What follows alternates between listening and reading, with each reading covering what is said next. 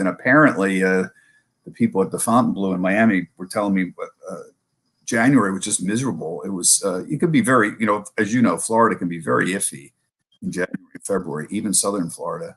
And apparently it was quite rainy, overcast, and a bit cold. So, if you're going down to Florida to Miami Beach for 4 days or a week and you're expecting sunny skies, a lot of people were disappointed. I just hit a lucky streak. It was fantastic. Yeah, well, we're definitely going to get into your trip down to Miami and hear all about the conference that you were at. But first up, Bob, we've seen stocks at record highs. What's been driving stocks recently? Well, look, stick to fundamentals of what actually drives the stock market. So what drives the stock market are dividends, which have been fairly low in the last few years, roughly 2% on the S&P 500. So you get cash, but really, it's the expectations of a future stream of earnings. That's what you get when you own stocks. What is a stock? It's a part ownership in a company where you are expected to partake in future profits, which would include dividends, earnings that can be distributed in some way, buybacks or something like that, reinvestment. So what's been happening is some of this is driven by the macro environment, and we are seeing a soft landing emerge. I know we use that word too much, but basically, the Fed is trying to engineer a slowdown in the economy to deal with the inflation issue that was caused by COVID. And they've been fairly successful, not completely. It's still pretty high in some areas. Inflation is still notable, but they've been making progress. And it looks like the economy is still fairly strong. It's slowing down, but it's not going to go into a recession, at least not imminently. Usually when the Federal Reserve aggressively raises rates like they did in 2022 and part of 2023, they usually overshoot, and often it causes recessions. It hasn't happened this time, maybe because there was so much money thrown at COVID. That's the likely explanation. The people are still holding up okay. Regardless, number one is the soft landing. Number two, why are earnings going up? Well, we all know about what's going on with the Magnificent Seven. You saw NVIDIA's earnings. There's an AI revolution going on, and there's a lot of potential for AI to improve productivity in general. Now, there's obvious beneficiaries here. These tech companies, NVIDIA, Microsoft, for example, AMD, they're all clear. They're selling the picks and shovels for the business. NVIDIA makes the chips that are going into the AI system. So they're obviously beneficiaries, but there's secondary beneficiaries out there. Like what happens when your productivity improves because there's software that's using AI that makes the company you run more efficient.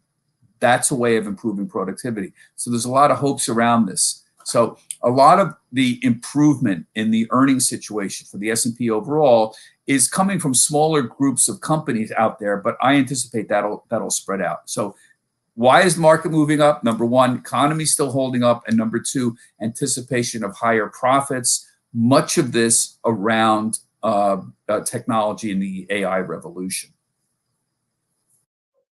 So Bob, like you mentioned, the AI revolution and NVIDIA, we got earnings from NVIDIA this week. Where does NVIDIA go from here? What's next? Well, people kept saying, oh, gee, you can't have a stock go up this much. And what's it been up? Almost 400% since the start of 2023. I mean, it's quite an amazing number here that they moved up. So people say you can't do that, but look what happened when they reported their earnings. The sales tripled over a year. The profits were up 800%. I mean, think about that, 800%. That's remarkable. So you could say, oh my God, the stock can't go up, 400% in less than 2 years. Well, it did. And is it justifiable? 800%? I think so. Yeah, this is one of these really rare cases where you've got a paradigm shift like we had in the 1990s, where the internet, the whole explosion of the internet created massive amounts of new wealth. Now, a lot of this didn't go very well. Everybody likes to say, oh, pets.com. NVIDIA is not pets.com. Pets.com was trying to sell dog food on the internet, and they were giving away, charging nothing for the shipping costs.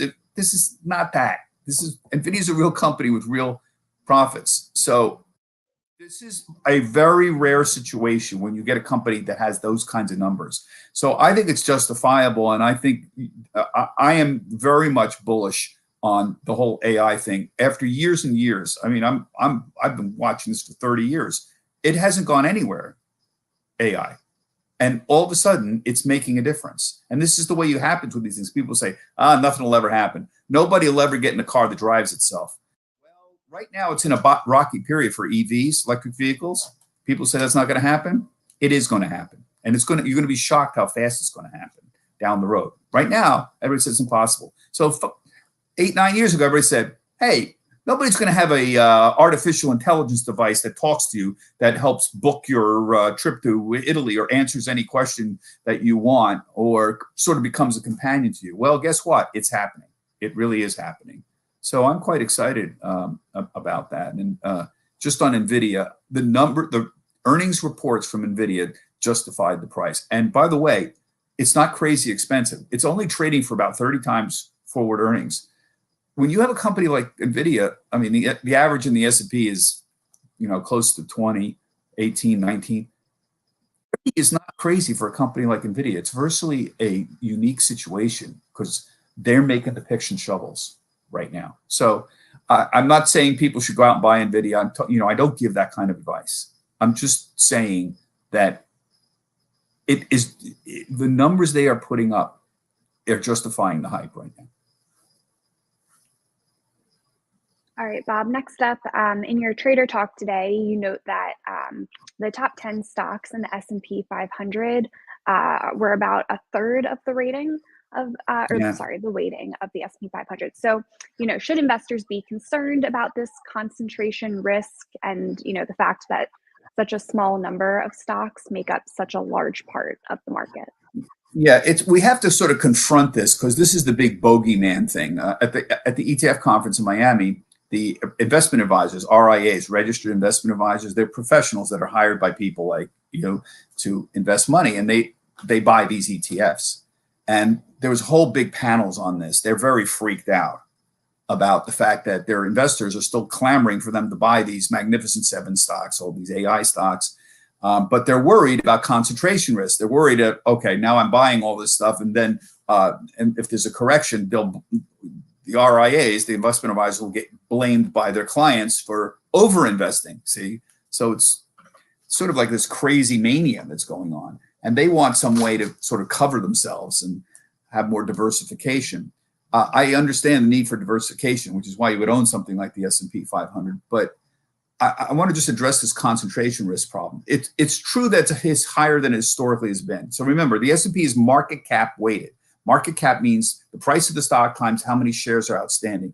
And historically, the reason you do this is that's the voting mechanism. That's how the investing public votes on this. The stock market's a voting mechanism, and there's winners and losers. And the stock market is already voting on who they think winners and losers are every day. But it's clear AI is a winner, and there's certain companies people think that they're going to be the winners. So there's this concentration that's gone up. So right now, the Magnificent Seven stocks are 29, 30% of the market cap weighting of the S&P 500.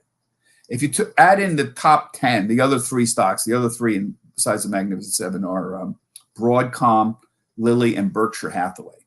The top 10 are about 1/3 of the market weighting of the S&P 500, 33%. So this freaks people out. They say, oh my God, look at this. 7 stocks are 33% of the S&P 500, and the other 493 are, do the math, 67% of the S&P, as if this is some like amazing statistic. So here's the facts on this. This is true.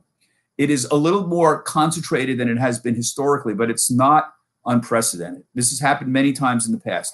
In the 1960s and 1970s, I don't think anybody's around who's watching who knows this, but there were a group called the Nifty 50 stocks, and these were names like General Electric, Polaroid, Xerox, a small group of stocks that said everybody has to own these stocks. And what happened is the top 10 stocks in the S&P got to 40%, 40%, not 33, 40%. This is when the early 1970s. Then it happened again in the 1990s during the dot-com thing where we were 30%, around where we are now, or the top 10 stocks. So this has happened before. It's true, this is higher than it's been in recent years, but is it justified? And I said before, these stocks are moving. Microsoft and NVIDIA and AMD, these stocks are moving on this AI story that is a justifiable, real story. And so I think it's very real. I think if you look at concentration risk in other countries, I did a trader talk today. If anybody wants to see this, go to tradertalk.cnbc.com and you can read my story today. Looking at concentration risk in other countries, you go look at other stocks are 50% in a lot of these countries. Go to Canada, go to Germany, go to France, even go to China. Top 10 stock in France, LVMH, the big luxury, Louis Vuitton, Moet Hennessy, big luxury manufacturer, and Total, the oil manufacturer, they're the two biggest stocks in France. They're over 20% of the market cap of the French market. Two stocks are over 20%, and it's about 50% in the top 10. So my point is, a good part of the rest of the world, 50% of their market capitalization is in 10 stocks. And here we have 33%, and we're a little freaked out about it. So we're actually lower than a lot of the rest of the world. I think the important thing to note here, what does all this mean? The concentration is a characteristic of market cap weighted indexes. That's what happens. It's a voting mechanism. These indexes, the way they're constructed, they reward the winners, they punish the losers. That's why you own them. And think about this. It's been a boon to investors in general. So if you own the S&P 500, you don't have to pick NVIDIA. It's there. It's already there. You don't have to figure out, oh, is NVIDIA going to outperform, or is Microsoft going to outperform, or is General Electric? You own the S&P 500. And the bigger NVIDIA gets, and it goes up, you participate in that. The other big thing is that when you get small groups of tech companies in the US that move the market up, they tend to move the global market share of the US up. So I don't know, about a year and a half ago, the US stock market was probably 40% of the value of all the stock market in the world. It's far and away the biggest market. Only Japan is a distant second. Today, it's over 50%. So we are a bigger part of the US market, not only a bigger part of the US market, but we're a bigger part of the global market. And investors, if you own the S&P 500, you participate in it. This is why indexing has won over active stock picking, because you're playing the game. Now, you can have an interesting discussion if you want. This is not the time to do it, about why does US stocks tend to outperform the rest of the world. I think their answer is very clear. The structure of capitalism as it's practiced in the United States, the ability to, for example, hire and fire, the corporate tax structure, the more dynamic nature of the US economy, even over other capitalist countries like France, for example. Its ownership of the means of production in private hands more creates a more dynamic environment. I think that's the simple one-sentence answer, but let's not get into that. Let's just say right now, the important thing is concentrate. The top 10 stocks have a little higher concentration than they've had recently, but it's not unprecedented. Concentration is much higher in other countries, and US investors have been a beneficiary. So now everybody says, oh, but Bob, what happens if they correct? Well, here's a news flash. I don't know if anyone's paying any attention, but they already did correct. It was called 2022. NVIDIA dropped 60% in 2022. Go look it up. From the beginning of 2022 to, when was the bottom, Katie? October 2022? It dropped 60%. Nobody brings that up anymore, but it did. So when you say, what happens if they corrected? They already corrected. Does that mean they cannot correct again? Of course not. Sure they can. But you gotta, there's a reason these companies, they're not moving on air. In 1999, there were a bunch of companies, the pets.com, they moved kind of on air. And there were a small number of big winners like Amazon, like Apple, like Microsoft. But here, NVIDIA ain't moving on air.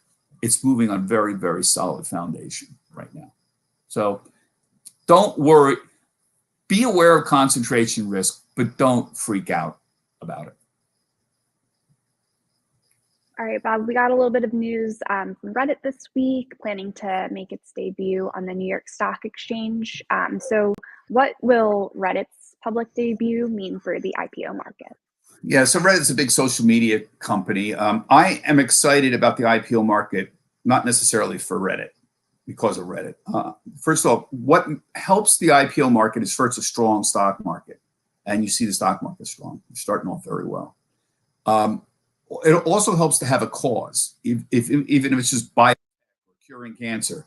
Here, this year, the AI story has got a potential to create a whole bunch of new companies going public in the IPO market.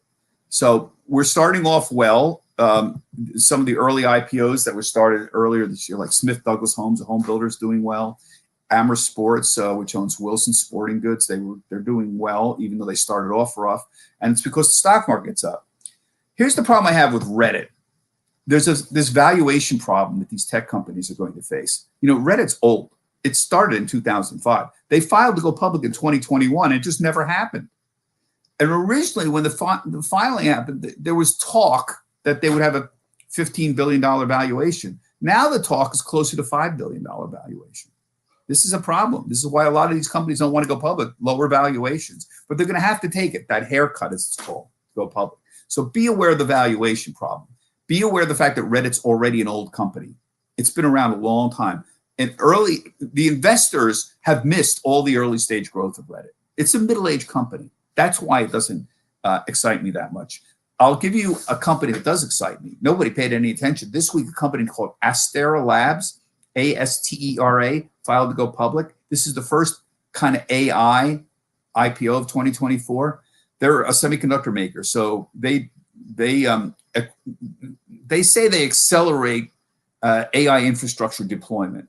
So what happens is they make stuff that allows the data to move around at higher speeds at data centers. And that's really critical. That's a sort of AI function.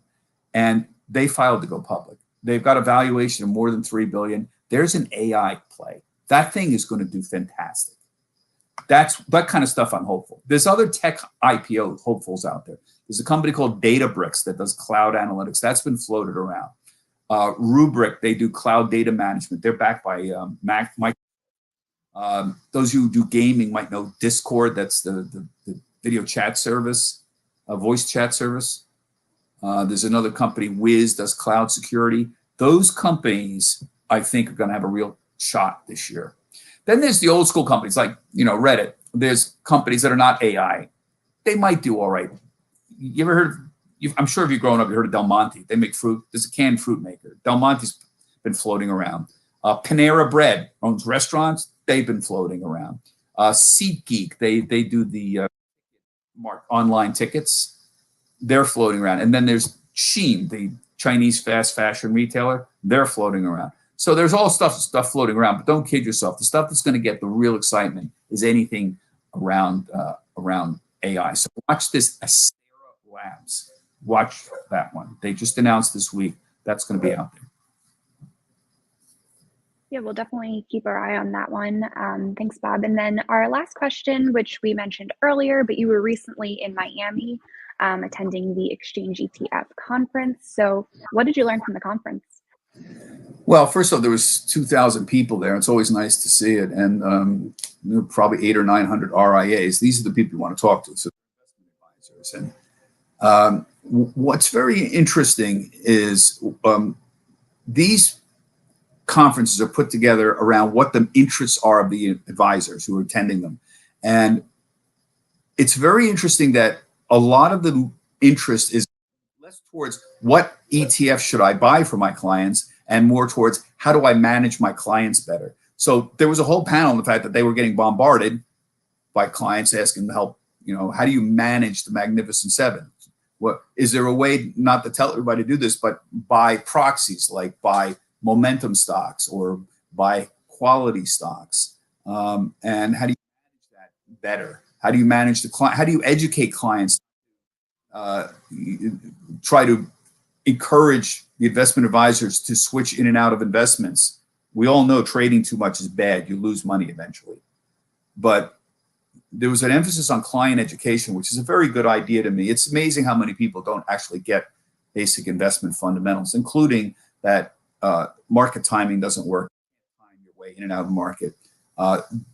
Trading heavily doesn't work either. You can't do that either. So a lot on hand holding with the client, explaining to the client how the markets work. And very interesting. There was no panels at all on international investing, and nothing on China. China was always a hot topic. The underperformance of China, it's like basically a lot of people have forgotten it. There's too much risk associated, what you call political risk around China. So that's kind of fallen off the map. What I noticed, and I've been following the ETF business for 20 years, is it's becoming a mature business. It's $8 trillion in assets under management. It's great. Most of the money is passive investing, like S&P 500 funds, Russell 2000 funds, NASDAQ 100 funds. And that's the way it should be. It's low cost, efficient tax structure, and you go with the market. You don't pick the market, you go with the market. That is the way towards long-term wealth. With that said, the industry is struggling to try to keep up. It's cheap.